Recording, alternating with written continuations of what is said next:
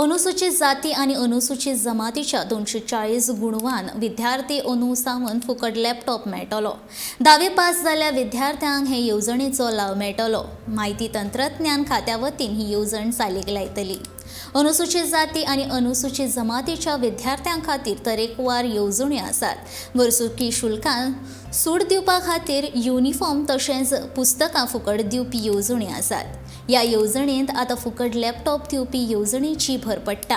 हे येवजणेची अधिसुचोवणी जारी जाल्या। अनुसूचित जातीच्या दरेका म्हालांतल्या 10 विद्यार्थ्यांक येवजणेचो लाव मेळटलो। दरेका म्हालांतले 5 विद्यार्थी आनी 5 विद्यार्थिनींची निवड जातली।